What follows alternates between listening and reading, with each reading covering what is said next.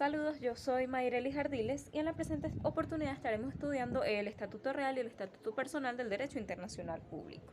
En este sentido, pues sabemos que por estatuto se conoce aquel conglomerado de reglas o de normas que van a regular determinada situación dentro del ordenamiento jurídico. En este caso, el Estatuto Real y el Estatuto Personal se encargan de regularse dentro del derecho internacional público en general. En este sentido, pasaremos a estudiar en primer lugar el Estatuto Real. Bueno, el Estatuto Real, tal como su nombre no lo señala, pues se encarga de regular lo referente a los derechos reales. En este sentido, pues este es aplicable al régimen de los bienes en el derecho internacional público. Es decir, que va a regular aquel conjunto de bienes según sean tratados como individualizados o sean tratados como participantes o integrantes dentro de una universalidad de bienes determinada, sin referencia a una especie en general.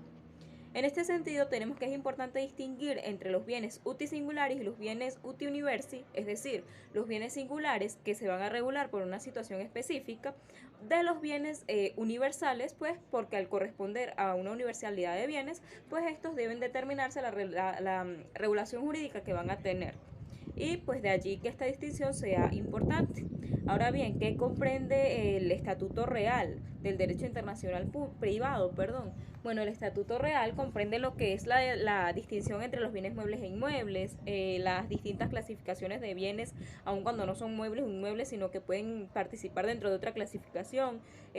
También va a regular lo referente a la comercialización, el tráfico tanto jurídico, mercantil como civil de los distintos bienes. En este sentido, pues esta va a regular todo lo referente o todo lo que importa al derecho real y a los bienes en general, y a su comercialización, tráfico, tratamiento jurídico.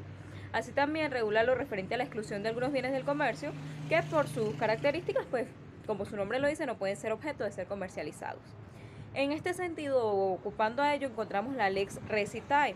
Esta ley o esta norma va a regir lo que son los bienes muebles e inmuebles, velando por lo que es el interés del Estado y la protección del tráfico jurídico en general, tanto comercial como civil, es decir, la compraventa de estos bienes, su arriendo, todas las funciones que se puedan realizar en sentido de estos bienes se van a regular conforme a la Lex Recitae, la cual se va a fijar de acuerdo a lo que es la ley territorial del lugar en el cual se encuentran esos bienes.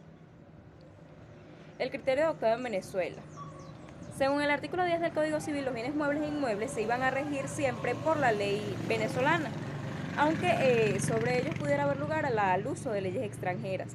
Pero esto fue derogado por el artículo 27 de la Ley de Derecho Internacional Público, la cual extendió el sentido de esta norma y el alcance de esta norma, dando lugar a una bilateralidad normativa, donde tanto el derecho extranjero como el derecho venezolano pueden tener lugar a la regulación de los determinados bienes que puedan tener alcance en ambos estados. Por eso el artículo 27 pues se dice que bilateralizó el sentido del artículo 10 del Código Civil venezolano. En cuanto al artículo 28, bueno, este artículo ha generado controversia de alguna manera. ¿Por qué? Porque este se refiere al desplazamiento de los bienes y a las sucesiones como tal que se constituyen en razón a ellos. Entonces, pues se puede generar algún inconveniente al momento de que terceros adquieran esos derechos, causando conflictos espaciales o conflictos temporales en cuanto a la vigencia de las distintas leyes en el tiempo.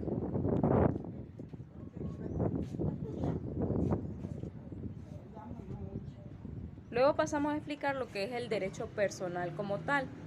El derecho personal del derecho internacional privado o el estatuto personal como tal se refiere al conjunto de características inherentes a la persona y a la capacidad y estado que éstas tengan en relación al derecho internacional público y conforme a leyes determinadas. Este estatuto personal se caracteriza porque se rige principalmente por lo que es el principio de la nacionalidad y del domicilio. Estos son los elementos principales de lo que es el Estatuto Personal del Derecho Internacional Público, donde se forma un todo entre lo que es la nacionalidad y el individuo y el factor de conexión que va a existir cuando existe una relación jurídica. Anteriormente, el factor de conexión principal era la nacionalidad, hoy día pasó a ser el domicilio. En este sentido, tenemos que la nacionalidad, pues como bien sabemos, es ese vínculo jurídico que une a la persona con el territorio en que nace. Esto puede ser, cuando es con el territorio en que nace, se llama ius solis, que sería el derecho al suelo por nacer en el territorio pasa a obtener esa nacionalidad, o también puede tratarse de ius sanguinis, que es el derecho a la sangre, por llamarlo de alguna manera, y es cuando los padres de esa persona son venezolanos, por ejemplo, pues inmediatamente esa persona adquiere la nacionalidad venezolana. Bueno, como venimos diciendo anteriormente, el estatuto personal se regía principalmente por lo que era la nacionalidad, la cual iba a determinar a qué legislación se sometía el individuo, es decir, si el individuo era venezolano, se entendía que este siempre estaba sometido a la legislación venezolana y este era el factor de conexión principal. Posteriormente pasamos a lo que es el domicilio. Bueno, como bien sabemos, el domicilio es donde una persona tiene su asiento, por así decirlo, es decir, donde tiene su residencia habitual, y este va a determinar las distintas relaciones jurídicas que pueden surgir en razón a esa persona. Va a ser el domicilio el factor de conexión que va a regir la relación jurídica del individuo que habita en determinado territorio, en determinado lugar, y va a ser ese el que va a indicar la jurisdicción que le va a corresponder al momento de que sea objeto de algún juicio, de alguna acción en su contra, o cuando éste debe intentarla, debe considerar ese domicilio para poder llevarla a cabo. Luego tenemos el domicilio como factor de conexión. Bueno, el domicilio como factor de conexión, como venimos diciendo, pasó a ser el principal factor de conexión hoy día cuando se habla del estatuto personal.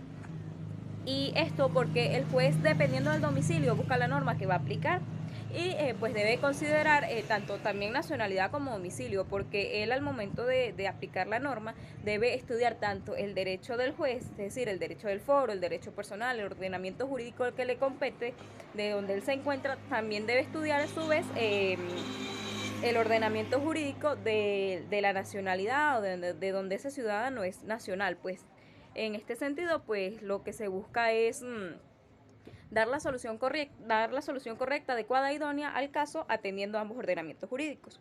En Venezuela tenemos que el artículo 27 del Código Civil nos dice que es el domicilio, donde establece que es donde la persona tiene su asiento general y así el de sus negocios, el de sus asuntos. Entonces el derecho internacional público pues atiende a este artículo al momento de darle solución a los distintos problemáticas donde puede intervenir un ciudadano venezolano pero que tenga domicilio en el exterior. Es por ello pues que este va a regular los distintos aspectos de ese procedimiento y va a regular elementos muy esenciales como por ejemplo los derechos de familia, regula lo referente al matrimonio, cuál va a ser el domicilio de esas personas, lo referente a los delitos cuando estos se cometen, cuál ordenamiento se va a aplicar y de igual manera lo referente a las sucesiones.